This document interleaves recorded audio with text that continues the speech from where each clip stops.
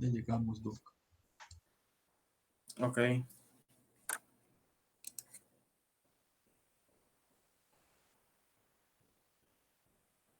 Bueno, hasta el día de ayer, estuvimos revisando el tema de opioides, ¿no? O seguimos revisando el tema de opioides. Ayer habíamos hablado sobre algunos, sobre la morfina, sobre el tramadol. Hoy vamos a revisar mepiridina, o también llamada petidina. Este fármaco es el primer derivado de la morfina que se obtiene de forma sintética.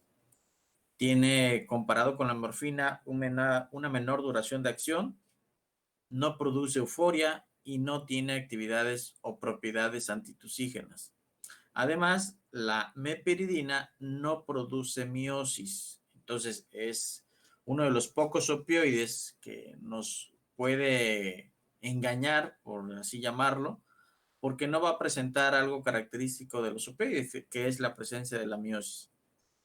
Este medicamento, la meperidina, tiene un efecto anticolinérgico y de hecho es el único opioide que tiene propiedades espasmolítica verdadera y que puede servir para tratar algún tipo de molestia de este tipo, ¿no? Además, produce taquicardia. La meperidina interactúa con los inhibidores de la monoaminoxidasa y cuando se presenta el síndrome de abstinencia, este síndrome de abstinencia es muy corto, es menor a 24 horas. Este medicamento produce además una activación de los receptores alfa 2, agonista, es un agonista alfa 2, lo que va a permitir que la mepiridina pueda servir para aquellos momentos en que los pacientes después de una anestesia general pueden salir con escalofríos y ese escalofrío se va a representar con temblor.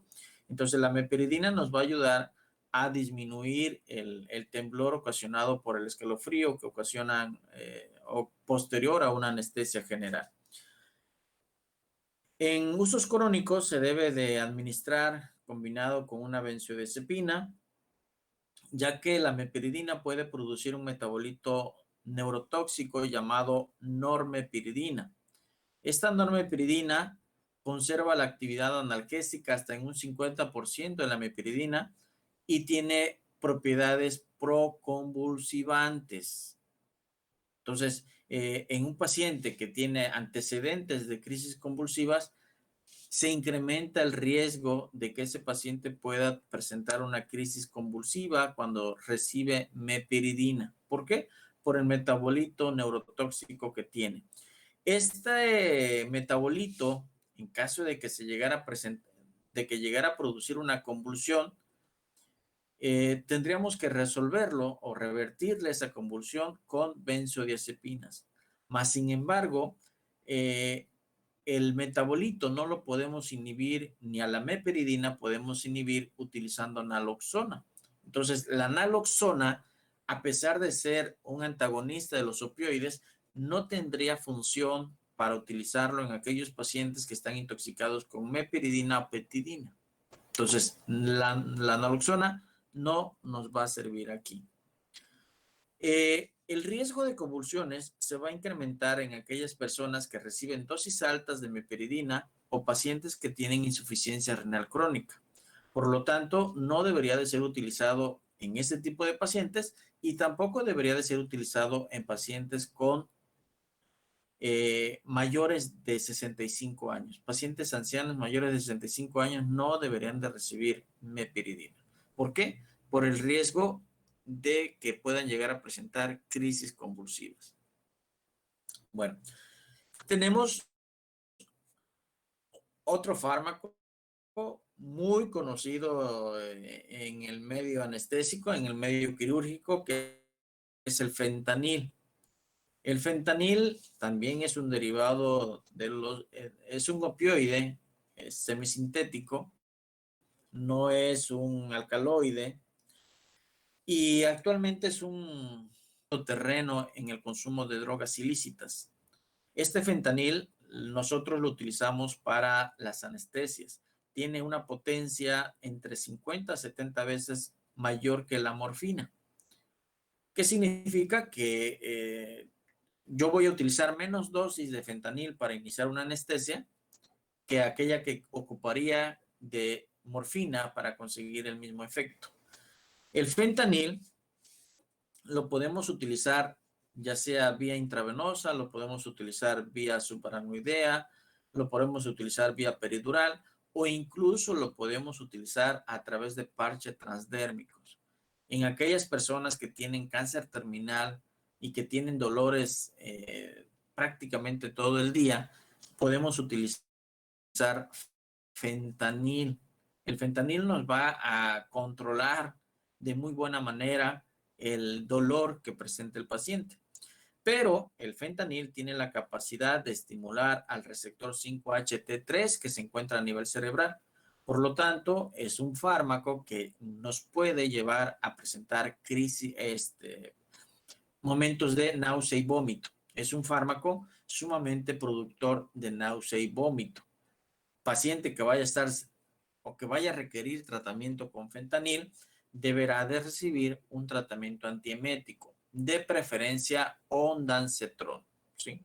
Porque con eso vamos a disminuir las posibilidades de las náuseas y el vómitos ocasionadas por este fármaco.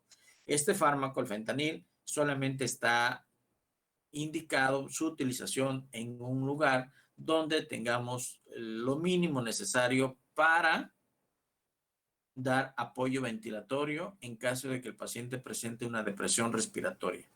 Se utiliza solamente vía intravenosa o vía subaracnoidea o peridural. Tendrá que ser dentro de un hospital o dentro de un lugar, de una clínica donde se tenga lo necesario para apoyar al paciente en caso de que tenga depresión respiratoria. Los parches, eso sí se les puede dar de forma ambulatoria. ¿Por qué? Porque es un parche que va a estar liberando de forma gradual ciertas concentraciones de fentanil para mantener al paciente sin dolor. El otro fármaco, el sufentanil, también es un fármaco similar al fentanil, pero es mucho más potente que este. Tiene unas 10 veces más potencia que el fentanil y unas 1000 veces más potencia que la morfina. Entonces, hablando de potencia, el menos potente es la morfina, luego sigue el fentanil y por último el sufentanil. El sufentanil también, al igual que el fentanil, se tiene que utilizar dentro de un espacio hospitalario. No lo podemos administrar por otra vía que no sea la vía intravenosa y sirve para mantener al paciente sin dolor durante un procedimiento quirúrgico. Con esto, con el sufentanil, vamos a utilizar, pues lógicamente, mucho menos dosis que las que utilizamos con el fentanil. El remifentanil es un fármaco también de uso intrahospitalario que tiene una característica muy especial. Es un fármaco que tiene un inicio de acción muy rápido y también tiene un tiempo de término muy rápido. Este remifentanil se va a utilizar solamente vía intravenosa y de preferencia vía infusión intravenosa. ¿Por qué? Porque les digo, tiene un inicio de acción muy rápido, pero también termina muy rápido. Entonces, si nosotros queremos que el paciente esté bajo el efecto del remifentanil, lo que tenemos que hacer es pues, mantenerlo bajo una infusión permanente para que mantenga los niveles adecuados y el paciente pueda ser operado sin ningún problema. Tan pronto como se cierra la infusión, a los 2 o 5 minutos por máximo, el paciente ya estará despertando del efecto de los opioides. Otra de las características que tiene el remifentanil es que se va a metabolizar a través de las esterasas plasmáticas. ¿Qué va a hacer? No es un fármaco que podemos utilizarlo con toda confianza en pacientes que tengan daño renal, con toda confianza en pacientes que tengan daño hepático. ¿Por qué? Porque no se va a acumular, porque se va a metabolizar a través de estas enzimas plasmáticas que se llaman esterasas. Entonces, es el único fármaco dentro del grupo de los opioides que se metaboliza a través de las esterasas plasmáticas, ¿sí? La dosis que podemos utilizar es 0.025 a 0.2 microgramos por kilo minuto y dependiendo del procedimiento podemos elegir la dosis más baja o la dosis más alta. Es un fármaco también muy efectivo, muy bueno y con la condición de que tan pronto suspendamos la infusión, el paciente va a dejar de presentar los efectos del remifentanil. Entonces recuerden, fentanil, sufentanil y remifentanil son fármacos que se van a utilizar en espacios intrahospitalarios.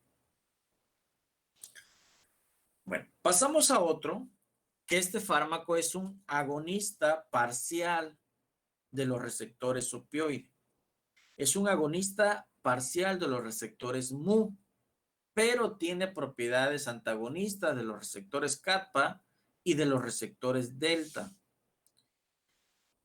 Va a ser de utilidad para controlar el dolor agudo y crónico, útil para abandonar la adicción en aquellos pacientes que son consumidores crónicos de heroína o de morfina o de algún otro opioide. La característica es que no producen estreñimiento, no producen alteraciones cardiovasculares y pueden también, como todos los opioides, crear dependencia. Pero la dependencia que va a crearse a la buprenorfina es una dependencia lenta. Entonces nos da un poquito más de tiempo de poderlo utilizar sin que el paciente refiera esta dependencia que se asocia con el uso de los opioides. El principal efecto adverso asociado a la buprenorfina es la náusea y el vómito. Siempre que ustedes vayan a utilizar buprenorfina, tienen que recordar que la buprenorfina es un agonista parcial de los receptores mu y como tal me puede crear o me puede originar depresión respiratoria, me puede originar miosis.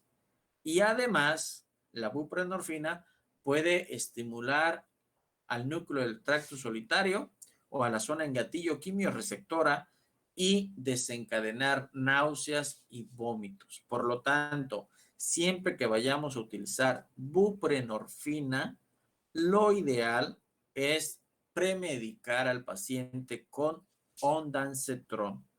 Si no tenemos ondansetron, nos puede servir la metoclopramida, recordando que la metoclopramida me puede producir un síndrome extrapiramidal.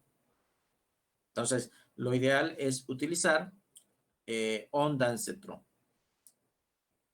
En cuanto a la analgesia, en cuanto a su calidad para poder controlar el dolor, la buprenorfina tiene 30 veces más potencia que la morfina.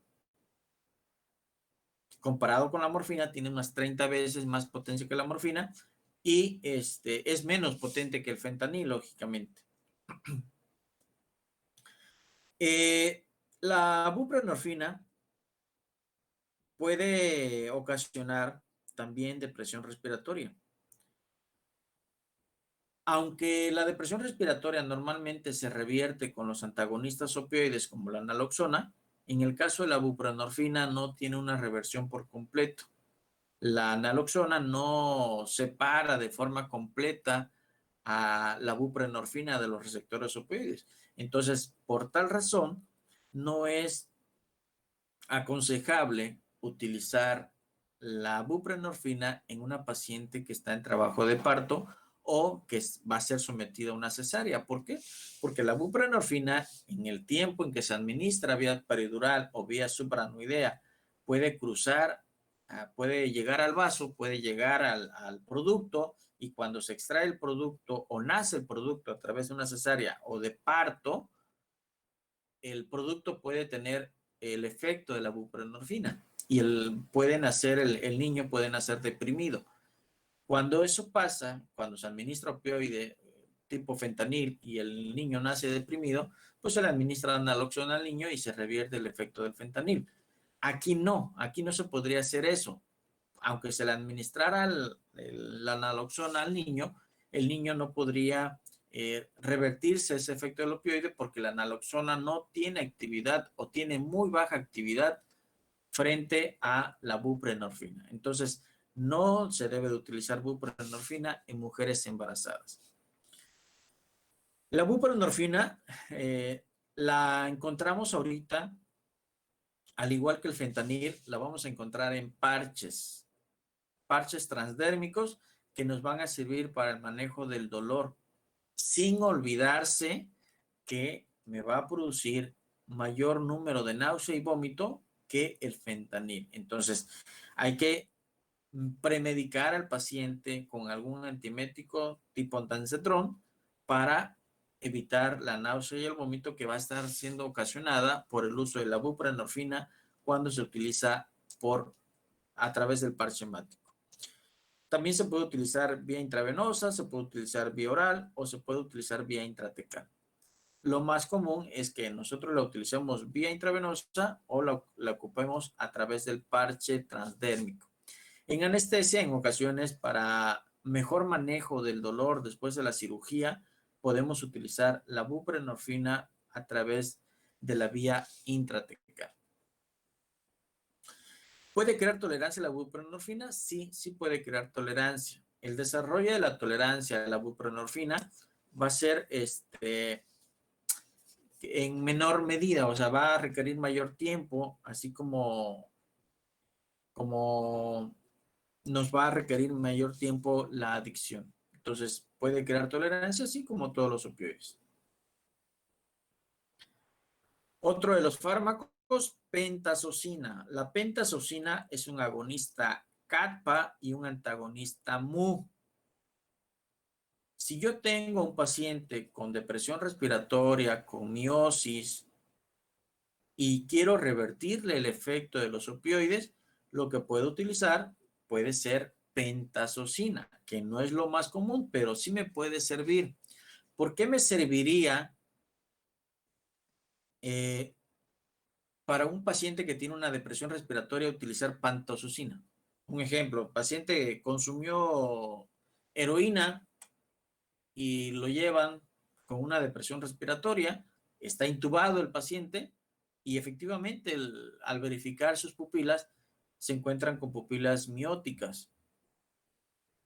Yo administro pentazocina y el paciente puede despertarse del efecto del opioide. ¿Por qué? Si además de la pentazocina es un opioide, ¿por qué despertaría el paciente utilizando pentazocina?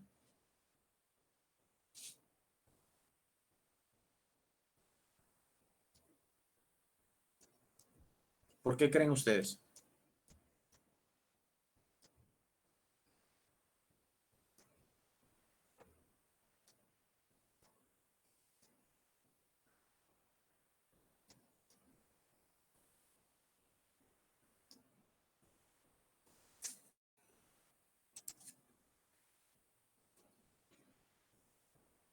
A ver qué leyeron sobre los opioides, por qué sí pudiera utilizar la pentazocina para revertir el efecto del fentanil, un ejemplo, de la heroína.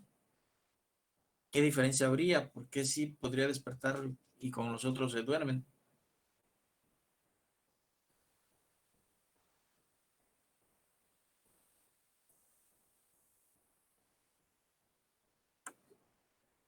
¿No? ¿Ninguno?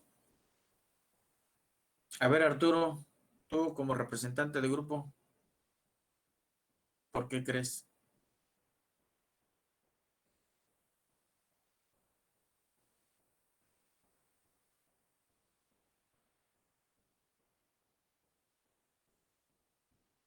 Nadie. Derek,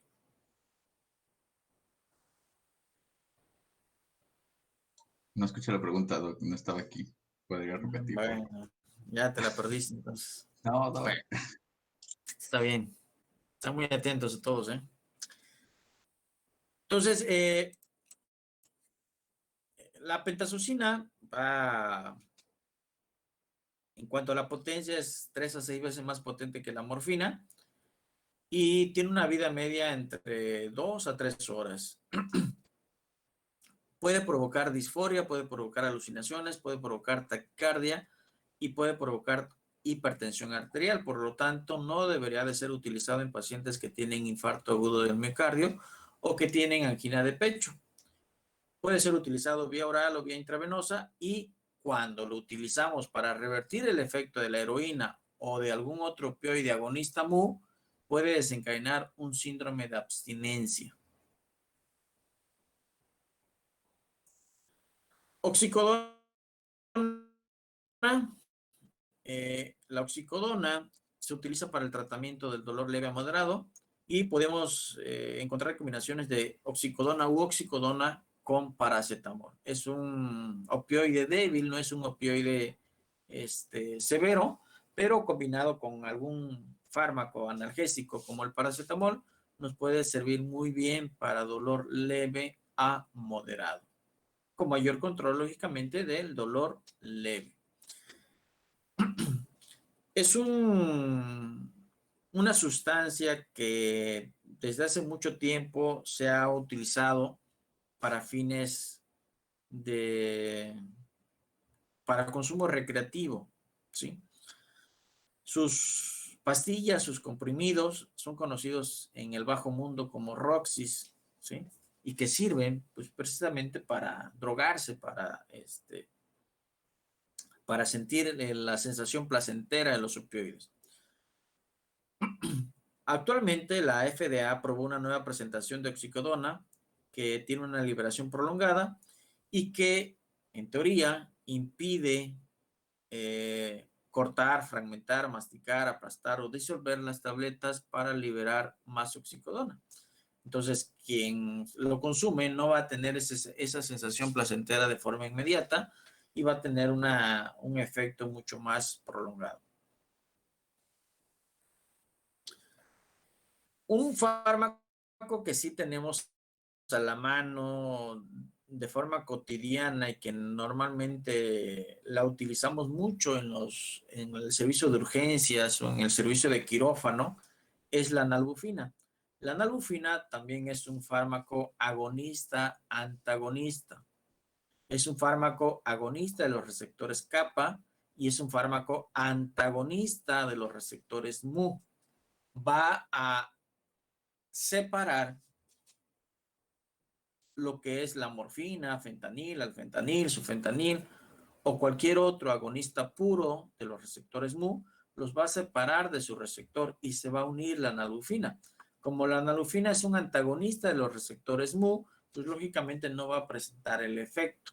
Si el paciente tiene una depresión respiratoria causada por el consumo de opioides, llámese heroína, morfina, buprenorfina o cualquier otro, puede ser revertido con la utilización de nalbufina. La nalbufina es algo o actúa de forma similar a la pantosuzina, pero no va a presentar los efectos adversos. La nalbufina también me va a servir para tratar el dolor de leve a moderado.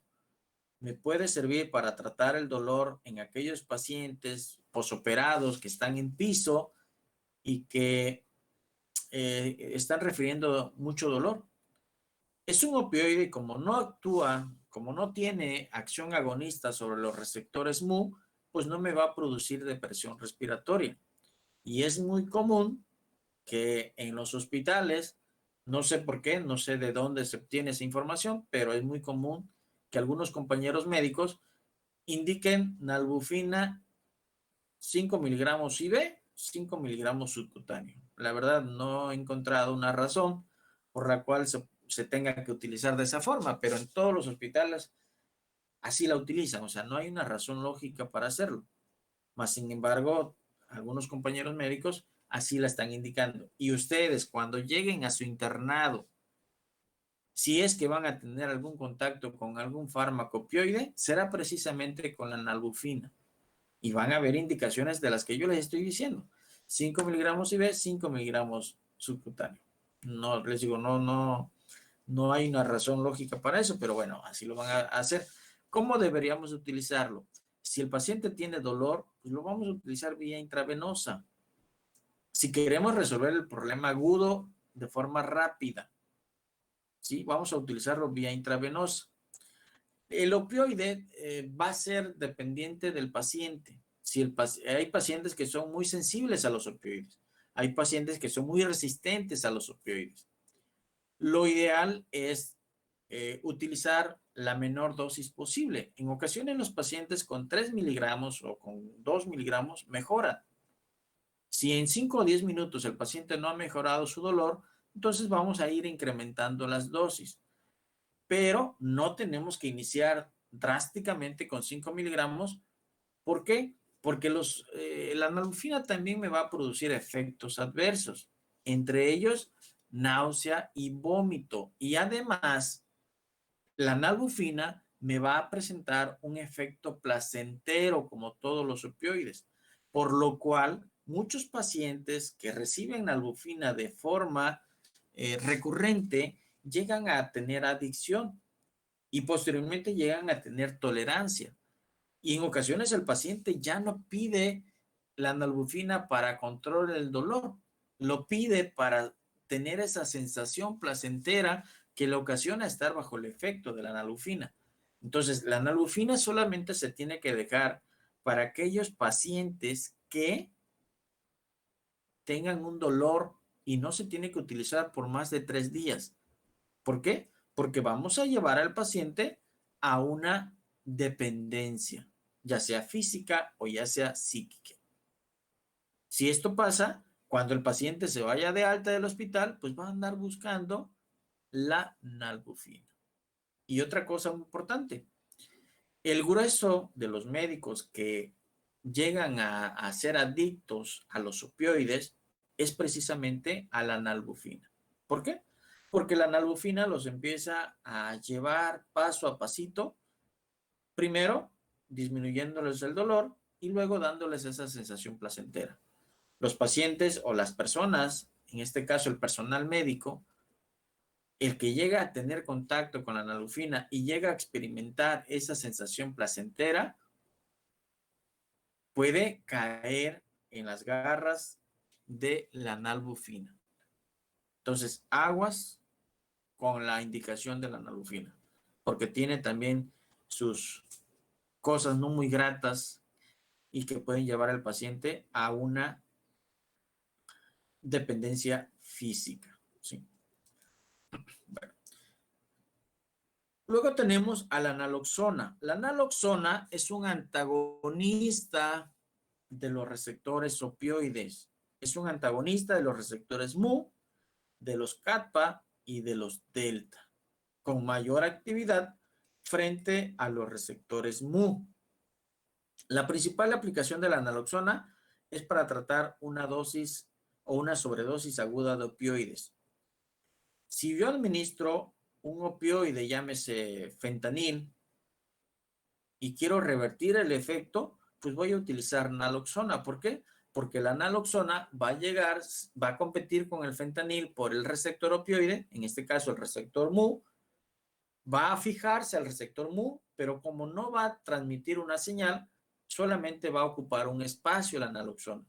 Y eso va a permitir que el paciente pueda despertarse del efecto que ocasionó el fentanil. Entonces, la naloxona es un antagonista de los opioides. Incluso se puede utilizar para aquellos pacientes recién nacidos que la mamá tuvo que recibir opioide para que pudieran extraerlo. También se les administra naloxona y con esto el recién nacido pues no va a tener problemas de depresión respiratoria. Hay que tener cuidado porque si la persona que está recibiendo el opioide, que recibió el opioide, perdón, es un adicto y es consumidor crónico, no sé, un adicto a la heroína, consumidor crónico de heroína, y en un consumo exagerado de la heroína, se pasó de dosis y presentó una depresión respiratoria, nosotros al revertir el efecto de la heroína con la naloxona, podemos llevar al paciente a que presente un síndrome de abstinencia. El síndrome de abstinencia que habíamos hablado ayer, ¿sí? Se puede llegar a presentar cuando revertimos el efecto de la sustancia que el paciente ingirió. La vida aproximadamente de la naloxona es de 10 horas, pero la duración efectiva del efecto puede ser de 2 a 4 horas. Afortunadamente, la mayoría de los opioides se ajustan a este espacio de tiempo, salvo un opioide que revisamos ayer, que puede llegar a tener una duración hasta de 50 horas. La dosis de la naloxona es de 0.1 a 0.4 miligramos por vía intravenosa para la depresión respiratoria y depresión del sistema nervioso central que pueda poner en peligro la vida. Lógicamente, no vamos a empezar con los 0.4 miligramos, vamos a empezar con 0.1 miligramo. Si el paciente mejora alrededor de 1 a 3 minutos, ya con esa dosis nos quedamos. Si después de 5 minutos de la primera dosis el paciente no ha mejorado, vamos a administrar otro 0.1 miligramos y vamos a ir incrementando esta dosis hasta que el paciente despierte. ¿O hasta cuánto? ¿Cuánto sería la dosis máxima que pudiéramos utilizar de naloxona?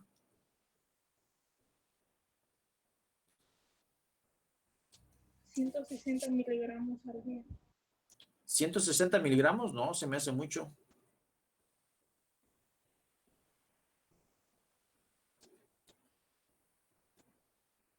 ¿Por vía intravenosa? Sí, por vía intravenosa. Serían 10, ¿no? Pues demasiado. Ustedes ya tienen al paciente con depresión respiratoria, ya sospechan que puede ser opioide. Le estoy diciendo que pueden utilizar 0.1 a 0.4 miligramos por vía intravenosa, pero lo van a administrar cada 5 minutos. Pero tienen un tope, o sea, ¿hasta cuánto podría ser la dosis máxima de naloxona que pudiéramos llegar a utilizar? 0.8 miligramos. No, podemos utilizar hasta 5 miligramos como máximo. Si llegamos a los 5 miligramos y el paciente no ha despertado, lo más seguro es que el paciente tenga algún otro problema que le está ocasionando la miosis y no precisamente el opioide. ¿Sí? Bueno, y otro fármaco que tenemos, además de la naloxona, es la naltrexona. La naltrexona es un fármaco similar a la naloxona, pero tiene una vida media más larga. La naltrexona también puede servir para tratar a los pacientes con alcoholismo. Tiene una duración de acción de aproximadamente 10 horas y se ha propuesto como fármaco de mantenimiento para adictos a la heroína en programas terapéuticos. Se le administra la metadona y también se le administra la naltrexona. Una sola dosis administrada en días alternos bloquea de manera virtual todos los efectos de una dosis de heroína y puede tener efectos beneficiosos en el choque séptico también. Bueno, con esto terminamos el tema de opioides. El siguiente tema es el de anestésicos locales y anestésicos generales, que eso los vamos a ver la próxima semana, ¿sí? Mañana no voy a poder estar. La próxima semana vamos a revisar anestésicos locales, me parece que es el tema que sigue. Y a partir del día 21 por la tarde vamos a tratar de recuperar todas las horas que tenemos pendientes para poder terminar por completo el temario. Va a ser uno de los pocos grupos que afortunadamente vamos a revisar el temario por completo. ¿Sale? Nos vemos. Sí, doc, nos vemos. Sí, doc. Gracias. Nos vemos, doc. Hoy por la noche